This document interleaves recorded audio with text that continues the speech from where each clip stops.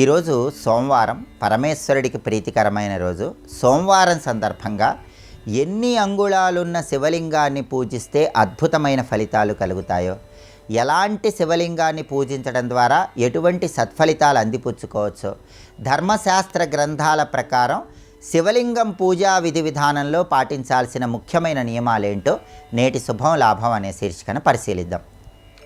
గృహంలో శివలింగం ఏర్పాటు చేసుకొని పూజించే వాళ్ళెవరైనా సరే శాస్త్ర ప్రమాణంగా ఒక ప్రత్యేకమైన శ్లోకాన్ని అనుసరించి శివలింగాన్ని గృహంలో పూజా మందిరంలో ఏర్పాటు చేసుకోవాలి. ఆ శ్లోకం ఏంటంటే, ఏక త్రి పంచ సప్తైవహి అంగుళాని ప్రమాణతః శుభదం గృహమధ్యేతు శివలింగం ప్రశస్యతే. ఇది శాస్త్రంలో చెప్పబడిన శ్లోకం. ఈ శ్లోకంలో ఉన్న అర్థాన్ని పరిశీలిస్తే, ఏక త్రి పంచ సప్తైవహి అంగుళాని ప్రమాణతః అంటే శివలింగం పూజ గదిలో ఉంచుకునే వాళ్ళు ఎవరైనా సరే 1 అంగుళము లేదా 3 అంగుళాలు లేదా 5 అంగుళాలు లేదా 7 అంగుళాలు ఉన్నటువంటి శివలింగాన్ని పూజా మందిరంలో ఏర్పాటు చేసుకోవాలి. అలా ఏర్పాటు చేసుకొని పూజ చేసుకుంటే శుభదం గృహమధ్యేతు శివలింగం ప్రశస్యతే. అటువంటి శివలింగము విశేషమైన శుభ ఫలితాలను కలిగింపజేస్తుంది.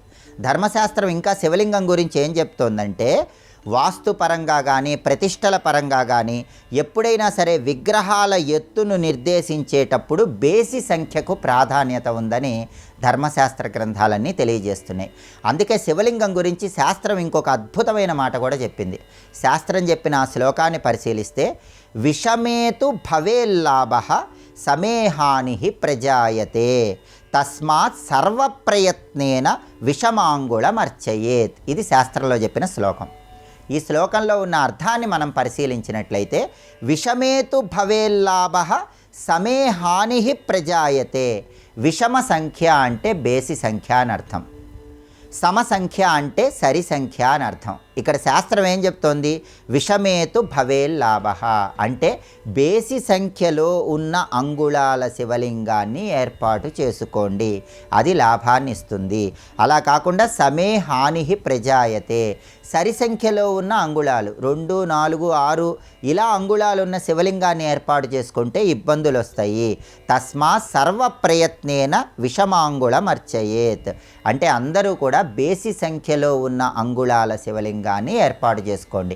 1 అంగుళం, 3 అంగుళాలు, 5 అంగుళాలు, 7 అంగుళాలు ఇలా బేసి సంఖ్యలో ఉన్న శివలింగం ఏర్పాటు చేసుకొని పూజ చేస్తే అద్భుత ఫలితాలు కలుగుతాయి. ఒక్కొక్క శివలింగానికి పూజ చేస్తే ఒక్కొక్క రకమైన ప్రయోజనం కలుగుతుందని కూడా పురాణ గ్రంథాలు, ధర్మశాస్త్ర గ్రంథాలు ప్రామాణికంగా చెప్తున్నాయి. ఎవరైనా సరే స్ఫటికలింగాన్ని గృహంలో ఏర్పాటు చేసుకొని పూజించినట్లయితే ఎటువంటి సత్ఫలితాలు కలుగుతాయో శాస్త్రంలో ఒక శ్లోకం చెప్పారు. ఆ శ్లోకం ఏంటంటే, లక్షలింగార్చనై పుణ్యం యత్ఫలం లభ్యతే నరై తత్ఫలం కోటి గుణితం స్ఫటికార్చనతో భవేత్ అంటుంది శాస్త్రం. అంటే ఎవరైనా సరే 1,00,000 శివలింగాలకు పూజ చేస్తే ఎటువంటి ఫలితం కలుగుతుందో ఆ ఫలితానికి 1,000,000 రెట్ల ఫలితం ఒక్క స్ఫటికలింగాన్ని పూజ గదిలో ఉంచుకొని దానికి ప్రతిరోజు అభిషేకం చేస్తే కలుగుతుందని ఈ శ్లోకం మనకు చెప్తోంది. స్ఫటికలింగానికి అంతటి శక్తి ఉంది. సర్వదేవతలు స్ఫటికలింగంలో ఉంటారు. కొన్ని కోట్ల సార్లు శివాభిషేకం చేసిన అద్భుత ఫలితం కలగాలంటే స్ఫటికలింగానికి అభిషేకం చేయాలి. ఆ తర్వాత పాదరసలింగం విశిష్టత ఏం చెప్పారంటే, రసలింగేన యత్ పూజ కృతా భక్తి సమన్వితై తే లభంతే పరాం సిద్ధిం మోక్షం చైవ న సంశయ అంటుంది శాస్త్రం. రసలింగం అంటే పాదరస శివలింగం. రసలింగేన యత్ పూజ కృతా భక్తి సమన్వతై అంటే భక్తితో ఎవరైతే ప్రతిరోజు పాదరస శివలింగానికి అభిషేకం చేస్తారో తే లభంతే పరాం సిద్ధిం మోక్షం చైవ న సంశయ వాళ్ళకి ఇహలోకంలో అన్ని సంపదలు, అన్ని సిద్ధులు లభించడంతో పాటుగా పరలోక మోక్ష ప్రాప్తి కూడా కలుగుతుంది. అలాగే మరకత లింగాన్ని ఇంట్లో ఏర్పాటు చేసుకుంటే కూడా చాలా మంచిది.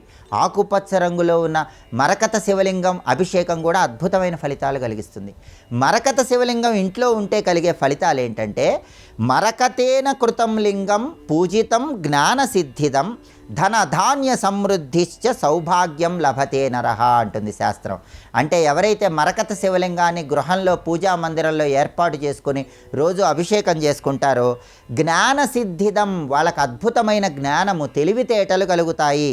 ధనధాన్య సమృద్ధించ, వాళ్ళకు ధనధాన్య సమృద్ధి ఏర్పడుతుంది, సౌభాగ్యం కూడా కలుగుతుందని ఈ ప్రమాణ శ్లోకం మనకు చెప్తోంది. అంతేకాకుండా మరకత శివలింగం గురించి ఇంకొక అద్భుతమైన శ్లోకం కూడా శాస్త్రం చెప్తుంది. మరకతేన కృతం లింగం సర్వవ్యాధి వినాశనం బుద్ధి వృద్ధి ప్రదం చైవ సర్వ సంపత్కరం పరం అంటుంది శాస్త్రం. అంటే ఎవరైతే మరకత శివలింగం ఆకుపచ్చ రంగులో ఉన్న శివలింగాన్ని పూజ గదిలో ఉంచి ప్రతిరోజు అభిషేకం చేస్తూ ఉంటారో సర్వవ్యాధి వినాశనం, వాళ్ళకి ఇంట్లో వాళ్ళందరికీ కూడా అన్ని వ్యాధులు కూడా తొలగింపజేసుకోవచ్చు.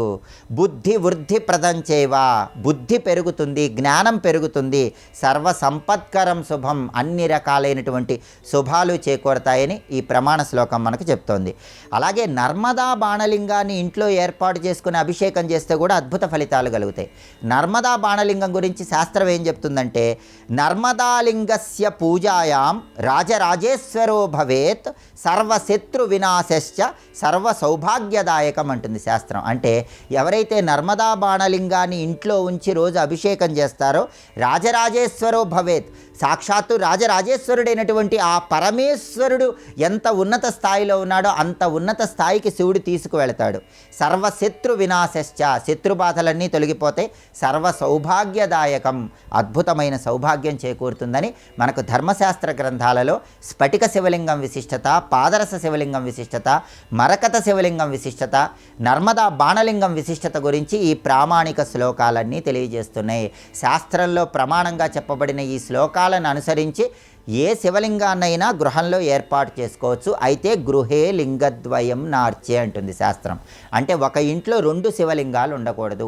ఒకే ఒక్క శివలింగాన్ని ప్రయోజనం అనుసరించి ఏర్పాటు చేసుకోండి. అది కూడా విషమ సంఖ్య, బేసి సంఖ్యలో ఉన్న అంగుళాలు కలిగిన శివలింగాన్ని ఏర్పాటు చేసుకొని అభిషేకం చేయండి. శివానుగ్రహానికి ప్రతి ఒక్కరూ సులభంగా పాత్రలు కండి.